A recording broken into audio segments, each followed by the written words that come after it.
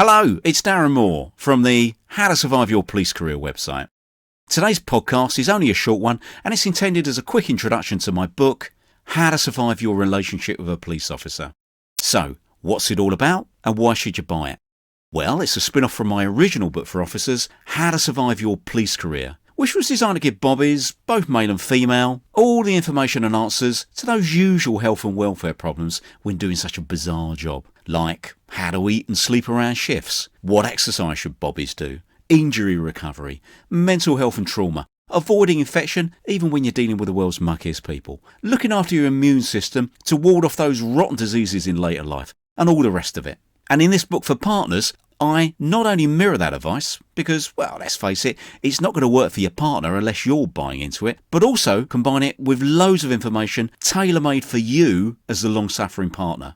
So, what kinds of stuff? Well, for a start, I try and give you an insight into your partner's work world. All those questions you might have, like, just why is policing so stressful? Why are they always late home? And why are they always so fed up when they do get home? Is the paperwork really that bad? Yes, it is. And are the public really that awful? Well, they certainly can be. And much, much more. I explain how the restrictions on your partner's life through being a bobby, as a result of that pesky code of ethics and standards of professional behaviour, means that they're never really off duty.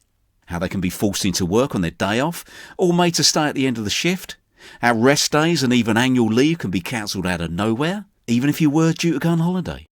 I explain all the grim and gory details, just so you know where you stand. And I also talk about trauma and stress within the job, how it affects some bobbies, and how you may be able to help them following some horrible incident at work. And we've got advice from a mental health and relationship counsellor, Stephanie Garnham, who's also the partner of an officer, and so sees things from both sides. And we stuff on relaxation techniques, sleepless nights and bad dreams. And we also cover what help is available from the police themselves when things are going wrong at home. And we talk about complaints. Which are the complaints that you really need to worry about? And what happens to your partner if they're around when a member of the public dies following police contact? We explain how these investigations work, because some of these procedures, especially ones straight after the incident, can appear really quite sinister if no one's ever explained to you what's going on. And, dare I mention the subject, but we also discuss those special relationships that sometimes happen on teams. When bobbies get stuck out in a car together for days on end. Patrol car romances. A constant theme in the book is the importance of helping your partner get proper sleep when working 24/7, which isn't the easiest thing to do. So we look at some practical answers to this issue of sleeping around shifts. And we talk about safe social media use. I explain how it's possible that your use of Facebook or whatever can get your partner into trouble at work. And also how it can put you and the family in real danger if bad people start taking an interest in your accounts. Social media can be a nightmare for police for many reasons. I explain all. And, sorry to put a further downer on this podcast, but I also talk about domestic violence within the service. And what you can do if your partner clearly has issues in controlling their temper. But, just to demonstrate that it's not all bad news, we also look at that most important subject of all, happiness. We look at some great research which suggests ways in which we can all be happier, whatever our circumstances. Things that you can do with your partner to keep life on a happier footing. So, loads of stuff, as you can see. My aim with this book was to provide the ultimate guide, if you like, for you as the husband or wife, boyfriend or girlfriend of a bobby, when your life is turned upside down by them taking on this most peculiar job.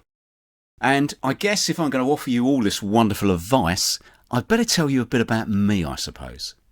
So, I'm a retired police sergeant who done 30 years of frontline service, and all of it on earlys, lates and nights. But more importantly, despite the mayhem and stresses of being in the job, I'm still happily married after getting on for 25 years. I actually devote the book to my wife because I know just how tough it can be being the partner of a bobby. I've no doubt I've been a nightmare to live with at times. In the same way that I know being the children of a bobby hasn't been easy for my kids, as my own grown-up boys would tell you. At length, I suspect.